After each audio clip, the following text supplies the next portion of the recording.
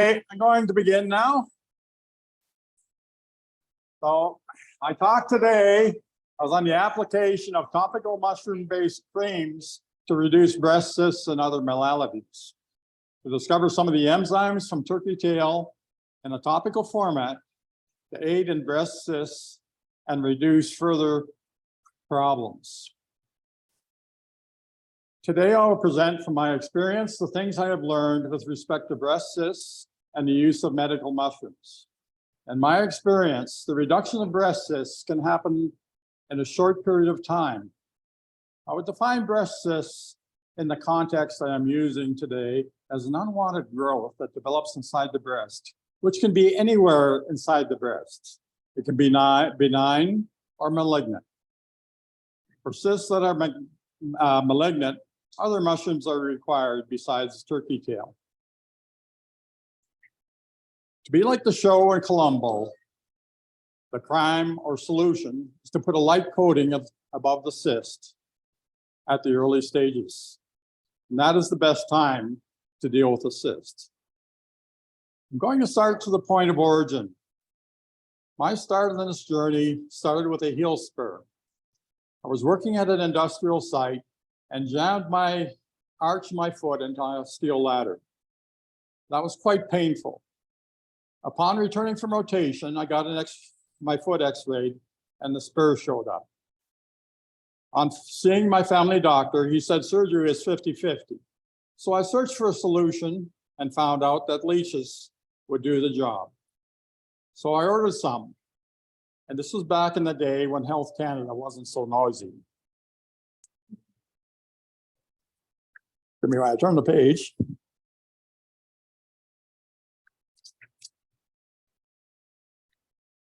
That worked and dissolved the calcium. So good. It took over a decade to know why. Calcium deposits in the body in various ways. We will be talking today about calcium oxalate precipitating into tissue. To dissolve the heel spur, two things need to happen. The intercellular fluids need to increase, and an agent to break down the calcium oxalate. Leeches do increase intercellular circulatory fluids through the intercellular matrix. And they have thiamine pyrophosphate. Thiamine pyrophosphate is one of the items that breaks down calcium oxalate.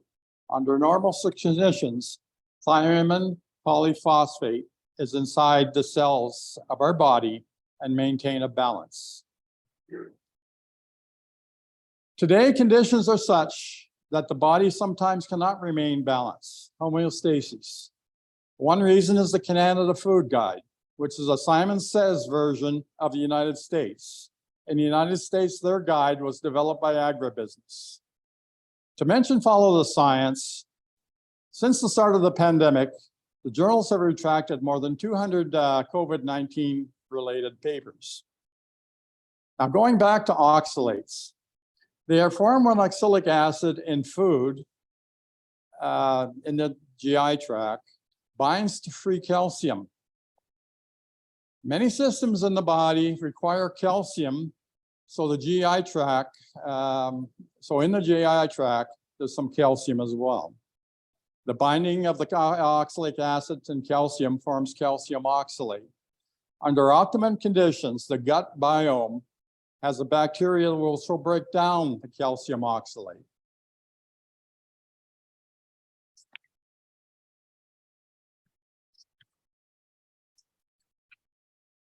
However, today some medications and glyphosate kill the bacteria like Oxobacter formanges.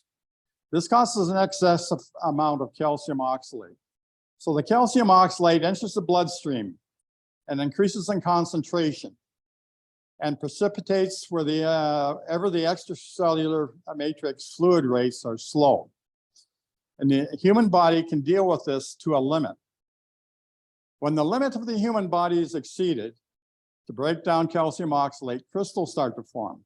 They can be rod-shaped, dipyramid, or stacked plates. They are 10 to 50 microns in size. To make things worse, When the crystal flexes, an electrical charge builds up on one side, and bacteria adhere to the crystal, and the bacteria start to form a colony. The crystal and this bacteria can attach to the cell wall, the membrane, and when this happens, the cell membrane becomes dysfunctional. On some cases, the cell will engulf this crystal and bacteria and take it into the cell. This is a disaster for the cell because the calcium oxalate massively overcomes the ability of the cell to produce the needed enzyme to reduce the calcium oxalate. This overwhelming event causes the mitochondria to go into dysfunction and the rough reticulum to make incorrectly folded proteins. This results in a huge amount of chaos within the cell. Even at this stage, it's benign, but the cellular function has ceased to exist in a normal fashion. So this is the point of origin where a breast cyst will begin with calcium oxalate.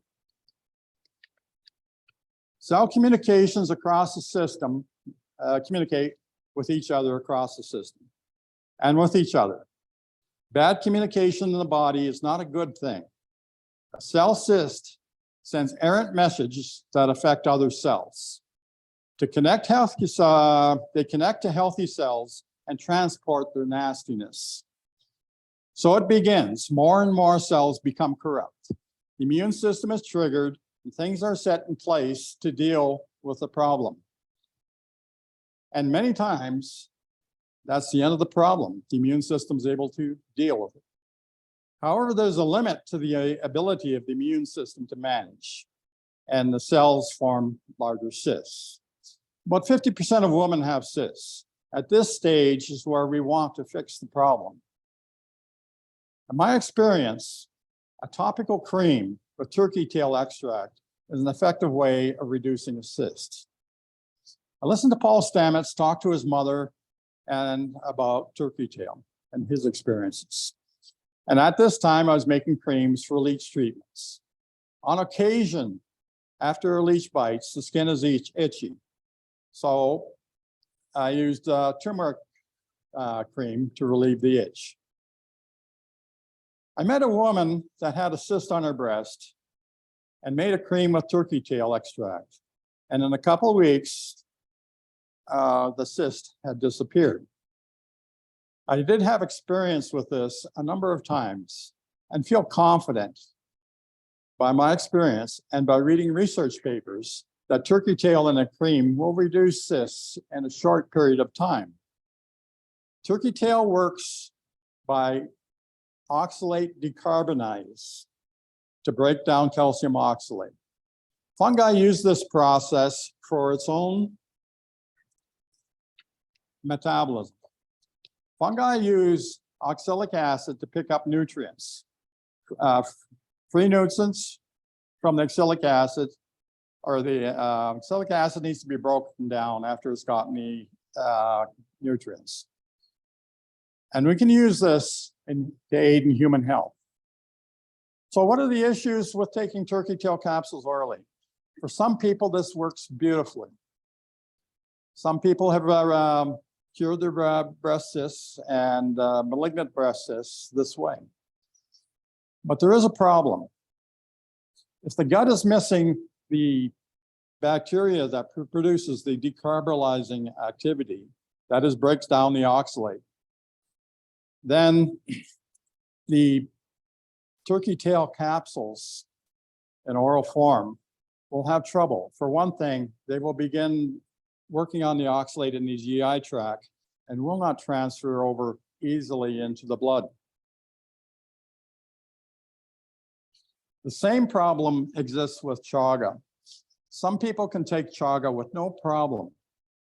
The reason they can take chaga with no problem is they have the proper gut bacteria to deal with the oxalic acid and the oxalates that form in the GI tract. So some people who take chaga will end up getting kidney stones. And the reason they get kidney stones is the calcium oxalate in their GI tract hasn't been broken down by the bacteria they should have in the intestines. The creams I make, if a cream is made transdermally, then the biomaterials will pass into the tissue and into the bloodstream. I worked on that, and I'm happy with the results.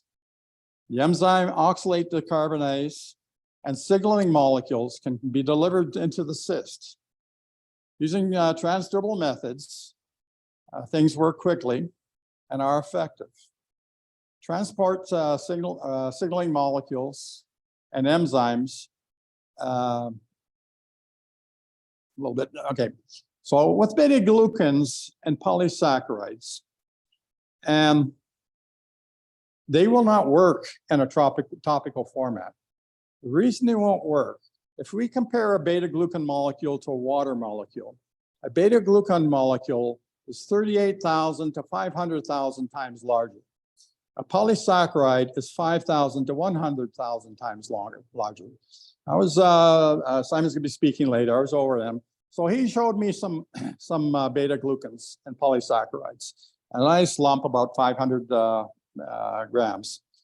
It will look more like asphalt that you'd be paving a road with than something you would take for health food. So there is a question in lab analysis on a lot of papers that whether they affect us. And then at one time, I roughly heard Paul Stamets said that the beta-glucans were a nice scaffolding to hold other signaling molecules and enzymes. Now, I can't quote me on that, and you can't do that, but it was just something I heard in passing. So with signaling, I'll give you an idea here. I'm actually starting to get into bioinformatics. This is pariah coccus. You see this network diagram here? This is some of the triterpenes which interact with human cell sites in the human body. They don't even show all of them. When you do molecular analysis, of the components in mushrooms, there are hundreds and something of peaks and chemicals that are in them. So just in that diagram, well, in pariah coccus, they've identified 71. That diagram doesn't show all 71. So it only showed the ones that they did analysis on. Now,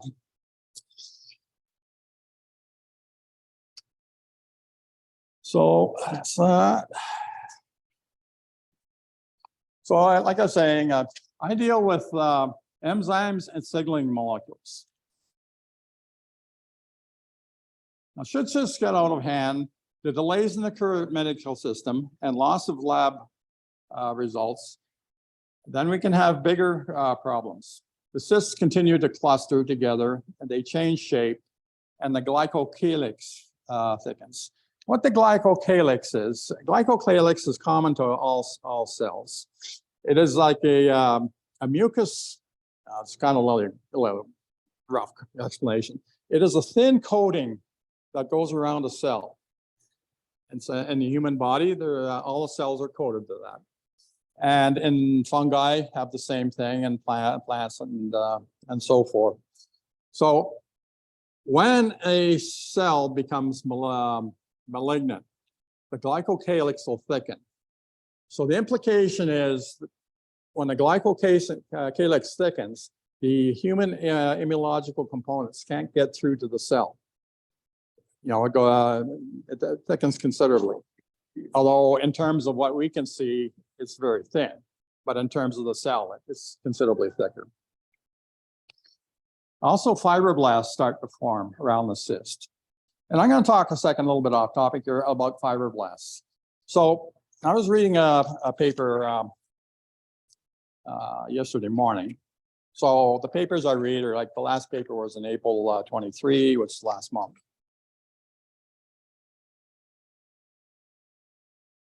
Okay. Be nice. There we are. So we're talking about cancer-associated fibroblasts. Right here. Okay. So you want to hold this? So in cancer-associated fibroblasts, what's happening is the cell signal is spreading out from the malignants. So it's sending materials out. And actually, the fibroblasts get hijacked. So you have a cyst with a bunch of cells. Then you get fibroblasts around them. And because of the interference in molecular signaling between the malignant cell and the fibroblasts change. And they actually form a layer around the cyst. This actually creates a problem. Again, the immune system has trouble getting in. The other problem is when the doctors and that, oncologists will use chemotherapy and that. The chemotherapy has trouble getting through the fibroblast layer around the cyst.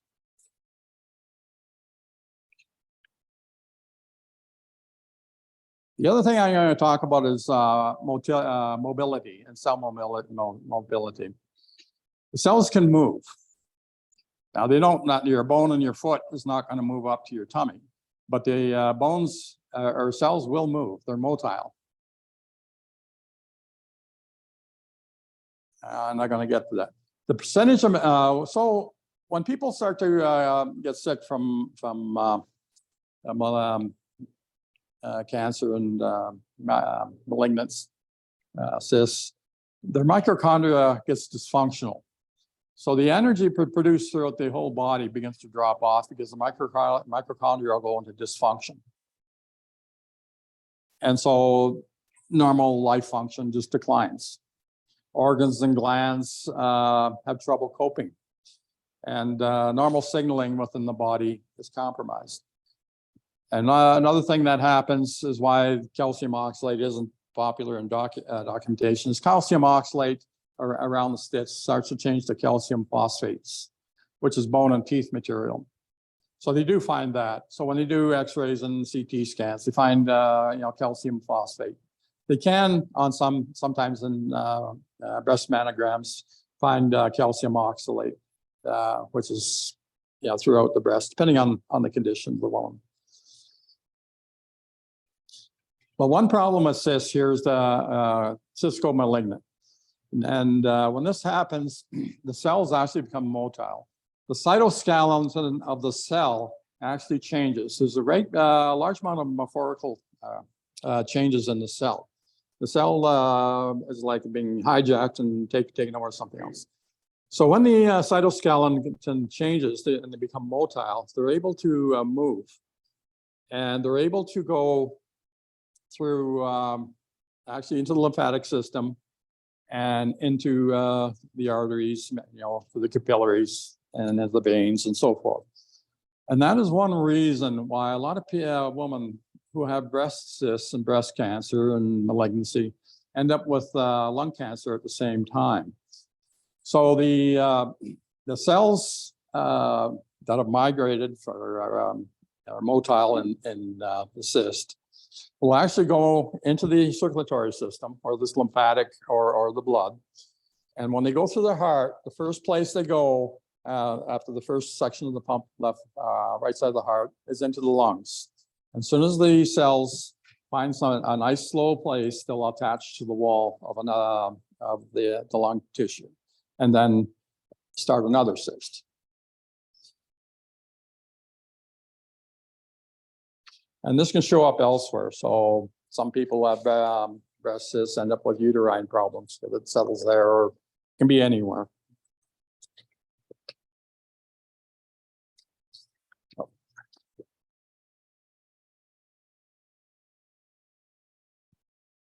I'm a certified leech therapist. I don't practice now. A friend and a colleague of mine got investigated by Ontario agency and shut her practice down. My point of view is influenced from that, my experience in training. I look at systems, fluid flow, circulation, tissue health, and symmetry in the body. The circulation in the body is not exact in the left and right sides. The branches of the artery are not the same in people. A takeoff on the left, and say for the takeoff for the arterial feed for the left and right breast is not, can be a little different, a little higher or a little lower. This has an implication why some women have cysts on the left side or right side. The arterial pressure and fluid rates are not equal. Just a small amount is enough so one side develops problems before the other. Same implications are for other parts of the body, like why our left leg hurts more than the right. I once had a climber contact me for a leech treatment. While in a glacier, one of his feet broke through into the ice into a stream. He was a long ways from a car high on a mountain. 3 toes were frozen. The doctor wanted to amputate the toes. That would have been an end for his climbing. So I went to his apartment, looked at his toes, they were black at the ends. The concern was necrotic tissue that was formed to be gangrenous. There are several things at play. Circulation to good tissue needs to be accelerated. Bacterial processes need to be put in place. Tissue growth reinitiated.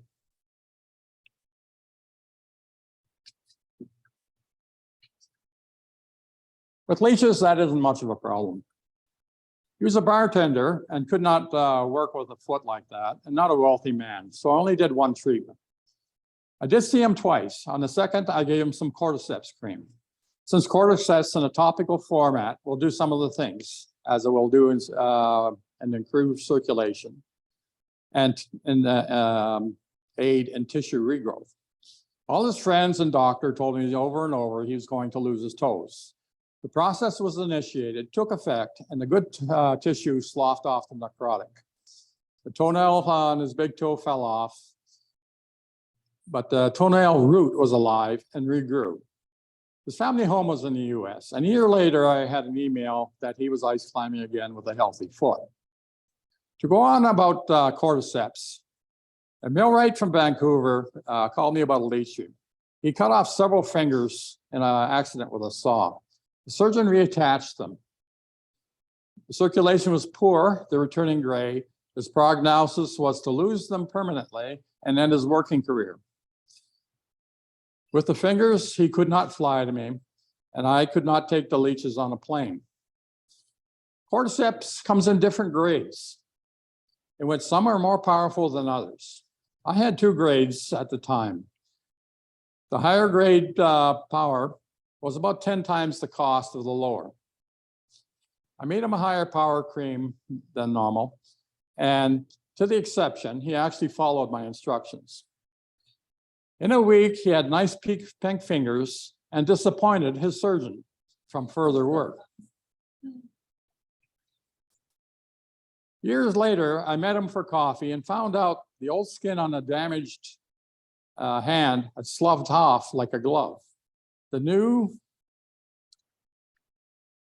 tissue replaced the old. And the cordyceps, and cordyceps, okay. And cordyceps oxalate has oxalate decarbonase as well. I use it sometimes for kidney problems like stones, but my go-to for kidney stones is hydrangea root, and I keep 1 kilogram on hand all the time. Going back to breast cysts, they go away. Once they go away, the underlying condition still exists. So they have to start from scratch and may take many years to reappear. My wife had them from time to time. So I simply grabbed some turkey tail cream from the wine cooler and put a dab on. And a few days later, her lump would go. We caught it early. I've worked with some people with more difficult issues than a lump. Recovery like these things takes longer and requires pariah coccus mushroom extract as well as turkey tail. Once the malevolent cells take hold in the lungs, pariah coccus is needed. Now, pariah coccus in a tincture is not easy to obtain. And for one lady, a concentrated extract was needed. Simon made me a custom batch, and it was of superior quality. I had made some myself, but not to the concentration that I needed for more serious things. And this and turkey tail was able to remediate the problem in the lungs. I would point out from that the point of origin of things is not always intuitive. She had the spinal nerve problems. And the source of the problem was actually in her teeth and jaw. So this lady used the cream, the Priacoccus turkey tail cream on her jaw, and the pain went away in her spine. She was also using turkey tail capsules from Paul Stamets. The kicker of this is I sent her extra creams. So the mailman's wife and another associates were given the creams, instructed that turkey tail to take orally as well as the creams, and they were resolved of that problem.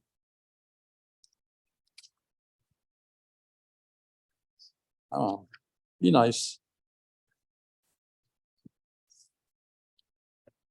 They were relieved of their serious breast issues in a couple months. The oncologist had trouble understanding what was going on. There was nothing to see. Things not intuitive. I had a foreman with a squishy lump on the top of his forearm. His doctors saw his doctors about it and had no results. And for about 3 years, nothing happening.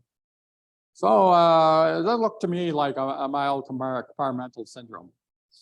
A person gets compartmental syndrome from an injury in which the fascia of the muscle retains pressure and becomes self-irritating, never removing the pressure from the tissue. For this foreman, this was not serious, just chronic.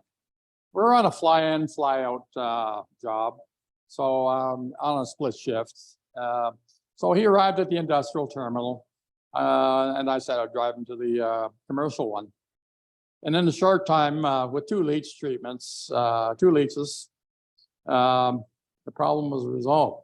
What's not intuitive in some things with health, what seems obvious is not obvious.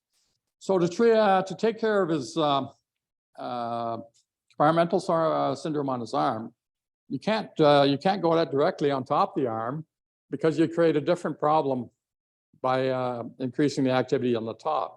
The solution was to go underneath and to allow the materials to diffuse into the basement layer and underneath, allowing the circulation to pick up the materials and remove the pressure from the fascia. Saw him next shift, the lump was gone, never to return. A decade ago, a lady from St. Petersburg called me for a leech treatment. They had lost her lab results, and she didn't back tracing them down for a year. So she went from 1st stage breast cancer to 4 with open metastasized wounds. So she had fluids dribbling down her abdomen. She was her sister was taking care of her. She wasn't that mobile. She could no longer work. I had read a paper from 1957 on viral leech infections on hogs and rabbits. So it implied that the fact that leeches intercellular fluids were viral free. That means the immune system of the leeches isolates the pathogens in the gut and develops the antigens and antibodies specific to the gut contents. Now, I would point out sometimes when you do leech therapy, a leech will die on a person. It's because the leech immune system doesn't respond, and the system just fails in the leech. And now the lady's breast was completely destroyed. So in a pinch, I would never do this again. It's technically possible. This is sort of like a bucket list thing. Oh, and then I was younger and not as wise as I am now, and want to avoid jail term. So and I have better tools to work with. So I used basically a monoclonal antigen therapy with you can do that with a leech. So you don't need a $30 million lab to do something. You can do it with $30 in leeches and a kitchen and a refrigerator. So So I got a sample of her blood because at that stage, cancer was all over her. And at fourth stage with open-sized massive wounds, it's like a tidal brown mark around. So with leeches, you don't put leeches on cancer. You'll kill the person because the cancer cells will be freed up and go through the body and overwhelm whatever's left. But you can grab some cells on the outside, and I did that. Basically, let the leech feed for about 2 or 3 minutes, picks up a sample. A couple of days later, put it on, and the immunological components presented a template for the bone marrow to make the continue, and keep killer cells. So in 3 months or 1 month, her breast was sealed up, so the draining stopped.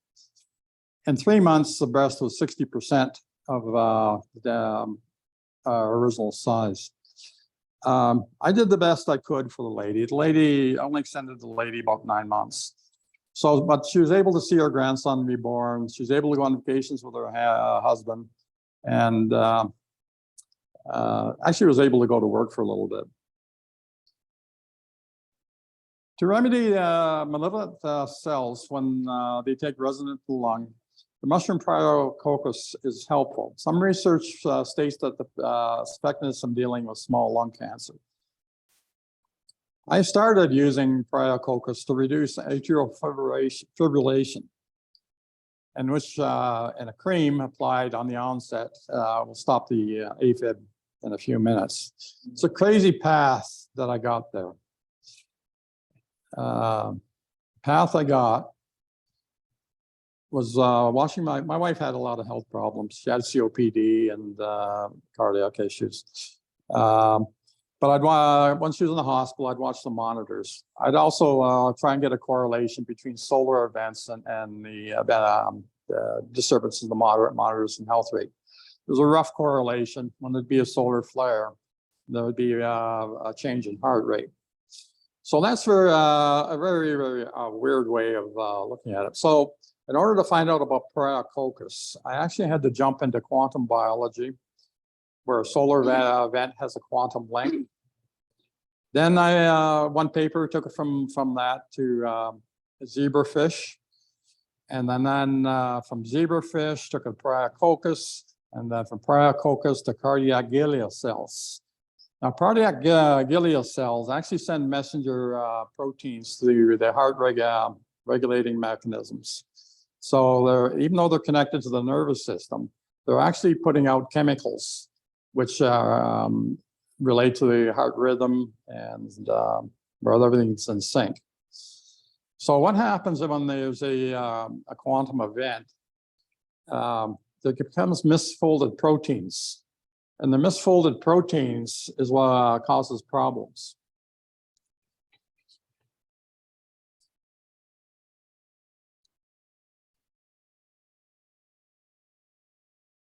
I'm going to talk a little bit about cellular mobility. So cells move. And I know this from experience. No, I didn't have a microscope or a Star Trek tricorder on hand. I just by observation. I had a partner. I was working as an instrument mechanic, and I was working on up at CNRL and on a crude vac. Crude vac's about 10 stories high. We had to do some commissioning startup on some wedge flow meters, which need about 60 pounds of gear to carry up. So 2 of us carrying, partner and I carrying 60 pounds of gear, that's okay. Or, 30 apiece, that's not bad. Even in 6 or 7 stories of stairs. But that shift, he had left his sunroof open on his car. And he was on Vancouver Island, and he fell asleep while the sun was on his legs. So he got 2nd-degree sunburns on his legs. And the reason I can say 2nd-degree sunburns is because they had blisters on them. And quite bad. Now, when you work in the trades and that, you sort of like, suck it up, princess. You just got to do it because you got to pay for the mortgage at home, and you're not going to go home because it's, we have some little bit of pain and inconvenience. So at that time, I had turmeric cream, and I still do. But now a turmeric cream for sunburns works really well. It'll take the pain away and that. So first day, you wouldn't take it. So we're working, you got heavy coveralls on, going up 6 or 7 flights of stairs, and a little bit pain and uncomfortable. So second day, he relented. Okay, I'll use some. So he did. So the turmeric cream actually took the pain away in about 1.5 minutes. And that was great because now I got somebody to help me with my 60 pounds of test gear. Now, I'm going to talk about how does this relate to cellular migration, mobility. So that took care of that. And the next day I said, I want you to put this cordyceps cream on it because I know cordyceps will increase the activity. I use it like an accelerant. But it says cordyceps able to do considerably more, but and that's cool. So I told him to put the cordyceps underneath his leg, below the blisters. He doesn't have pain because he's using the turmeric cream. Next day after that, no blisters and no peeling of skin. So why would that be? And I'll say why. One of the reasons why, and like I had to actually, to get ready for this presentation, I spent about a month reading 8 hours a day, every day, and just because I wanted to make sure I knew everything. So why does why did that happen? Why did his skin not peel? One of the things cells will do is cells can move, can be initiated to move, will connect with sick cells or cells that are having trouble, and transfer their materials from one cell onto another. And that's the case that I saw in that case. The cells were regenerated by healthy cells moving to where the damaged cells were. Also, the proteins connecting skin layers reconnected. So a number of wonderful things can happen like that. And I didn't have to carry all those test gear myself.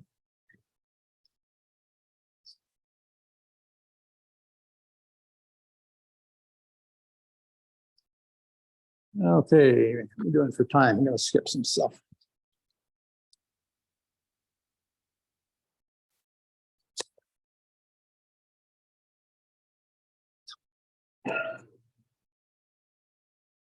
Yeah, how are you feeling? What's that? How are you feeling for time? There. You said 4 out of 30 minutes of 45, right? Yeah. Oh, yeah. You're good. I have a question. You've been talking about these topical creams and you can make your own. What do you use for a base for these topical creams that would be effective? Okay, I use, actually, it's took me a long time to get down things right. My first creams are just garbage, and I'm throwing a lot of batches. So I use carrier creams. Okay, so I spent a lot of time finding out what oils will go in, and then what emulsifiers will work with them. So if one will say to use olive oil and beeswax, not going to work ever. It's not capable of doing what's required.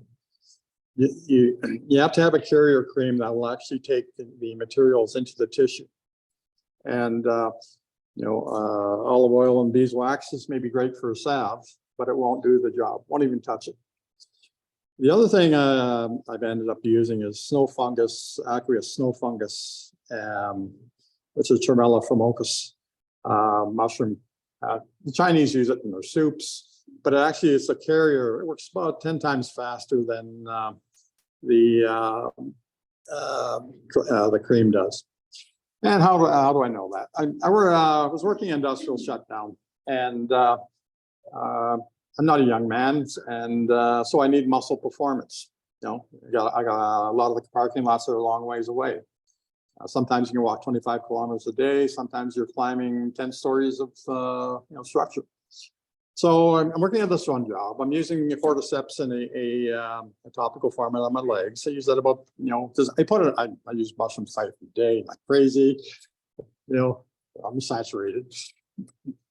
And so I'm doing that. And there were creams were working for muscle strength and that for about 6 hours. So I'm doing that. Our parking lot to our trailers was about a 5-minute walk. Then somebody administration decided we want to move that to the other parking lot, which is 20-minute walk each way. So I was towards the limit of my physical ability with the creams. So I needed a better carrier. So the aqueous snow fungus was a much better carrier. Yeah. So if a person getting their own, so you said that olive oil and beeswax is not a good. The olive oil is way too heavier. It won't work. It doesn't get through the skin. Yeah. What kind of oils would you recommend? Now here's a problem I have with answering your question. When you use things transdermally, they don't work the same as they do orally. Okay. And I find that that's a dark side, because how many people are going to look into the toxology of what they're doing? You know, so I give you a recipe, you can make a cream, and then your favorite herb is Mongolian spotted root, which works for everybody if they take orally. But buried in the scientific data somewhere is a fact that a particular molecule in this favorite herb gets broken down in the digestive tract. Well, now you do use it transdermally, and it's not broken down. So now you have something that's potentially life-killing in a person. So you have this enzyme that's always broken down in the digestive tract. You're putting it through the skin, goes into the liver transforms it to neurotoxin, and somebody dies. So that's the problem I have with presenting that type of information, is this that there's a responsibility needed for people to do things, to actually go out and make sure what they do is safe. And just because you take something orally doesn't make it so you take it through the skin, it will be safe. So I'm not going to answer your question. Thank you. All right, we did have a question online. So Megan was making a comment, would also wanting to focus on a low oxalate diet be best for a woman dealing with fibrocystic breast cancer? Okay, so you're talking about diet in respect to health. And specifically oxalates, because you've been Okay. talking about, you know, that Yep. being part of this process. I only eat meat right now, or mostly meat. This is, actually I'm trying to get rid of my diabetes, and I got to take the fat off. So fat's going, and that's the end of the story. So yes, there is a problem with foods, because most foods, I'm talking about grain and plants, have oxalic acid. So actually, if the person was to move to a meat diet, they would eliminate the oxalics in their digestive system. So for the lady, that's true. Getting away. So the problem, there's a couple problems that evolve, and one of the problems is the medicines people take. They kill the bacteria that will break down the calcium oxalate in the stomach or GI tract. And the other problem is glucophage, which is in all our plants and everything these days, because the powers that be just love to spray everything. That actually kills the same bacteria. And it does that by chelating manganese out of the enzymes, whether it be through the bacteria or oxalate decarbonase. So yes, Yeah. changing your diet, meat diet, meat, fish, Yeah. way to go. All right, cool. Any more? Yeah, well, yeah, Jim. So, some of your bacteria that's missing, right? So what type of bacteria is your body missing that doesn't absorb or kill off the oxalate? So what can you do or take to increase that bacteria that you're missing in your gut? Can you repeat that? Yeah, so you talked about bacteria being key in this process. Like what type of bacteria Did I summarize that and what type of foods? Yeah, what type of food would increase the bacteria that's missing from the man or woman that's gonna get a consistent or cyst in their. Oh, okay. or keystone, whatever. Oh, okay, I'll see if I can go along and answer your question. In 1 cubic centimeter of intestinal fluid, what's inside the intestine, there's 100,000 million bacteria and 500 species. Okay, I don't know how many species there are in the human body. Yeah. Okay. So that answer your question? Well, does it mean if there's a type of food to be eating to increase? Yeah, there's going to be bacteria in our food. Yeah, That's it. Or will allow your body to absorb the calcium oxalate better. I know that I'm a stoner, Yes, right? you can get what's it, Oxobacter fungi pills. They do capsulate. So the problem is they survive. So are you taking if you take a medicine that kills that bacteria, it won't matter how much you take. If there's a lot of glucophage, which is really hard, how do you determine, how much glucophage there is in something? The glucophage will ruin the bacteria. Because I'm a stoner, I'm a kidney stones. I've been told to take a lot of water and increase my calcium intake. Calcium intake actually absorbs the calcium oxalate, I've been told. And so bypasses your whole system. You pee it out, you poop it out. Yeah. Okay. So he's a stoner, which is a funny way to put it. That's what they call you. I work heavy industry, so big machines. Yeah. So he's been told that he does produce calcium stones, and to take calcium, drink lots of water, and the calcium will absorb onto those oxalates. And what was the question around that?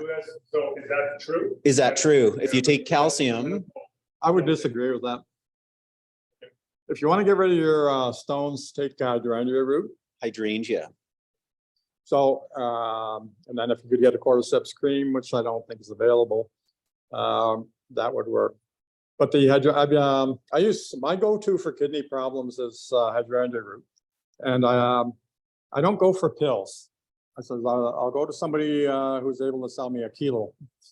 So I'm like, hey buddy, get some hydrangea root. But the small health food store sometimes can get you a kilo. A kilo around about $150. It's when you consider the cost of medications, that's cheap. A kilo will last you a year. So when I make hydrangea root, I take a pot, take a handful, throw it in there, boil some water, put it in there, let it seep, and I'm sort of a bachelor now, but a widower, but so I just take the pot, throw it in the fridge, and then every so often take a sip out of it.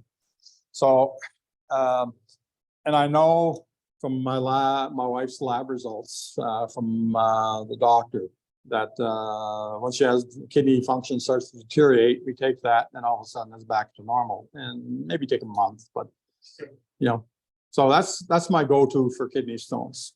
Yeah. And just in your last remaining few minutes here. So Kevan, I don't know if you introduced yourself. Yeah. I was hoping to introduce you. You jumped right in. Yeah, I did.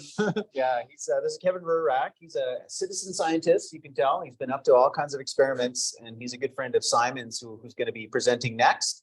And it's Simon who does a lot of the extracts of the mushrooms, and he's just going to blow your mind. This guy's level of intelligence and connection to fungi and how he extracts mushrooms. It's of such a high quality, and it's what Kevan works with. And then he puts them into creams. So he's not here to sell anything. He's just a citizen scientist collecting data on, some of the stories that you heard. And so he has 8 samples. I've got 2 of them already spoken for. And what's the deal? If you brought these to share, if anybody wants to work with these. Yeah, I just want to, so I know it works because, but I want to get a little bit more data. Yeah, a little more data. So if you're interested in taking this on, I'll have a little sign up, grab a cream, just leave your email so that we can connect you with Kevan to share your experience. Share your results. Basically about a month, so it's either, it was good, it was bad, or intermediate, so, it's topical. So this is not designed for malignancy or serious cancer cases. The Priococcus in there is my extract, so it's not as strong as Simon's. So, Yeah. you know, So we got two examples of the Poria or Pariah, some from New Earth Organics, and then this is the one from Simon's. But as you've said, you've put yours into a cream. You're working primarily Yeah. with the mushrooms topically, Yeah. and some incredible some feedback and stories. So that's why I wanted to bring Kevan here today to kind of share. He said he hadn't done a presentation in 15 years. So thanks Yeah. for showing up and all the research and doing that. All right, so I'll just pop those over here. Kevin's gonna hang out if you wanna like ask him any other further questions, and we'll get Simon set up, and then we're gonna dive deeper into the world of fungi again at 1 o'clock, and I hope you stick around for Simon and then Blaine and Drusek at 2 as well. So thank you so much. Might have this one.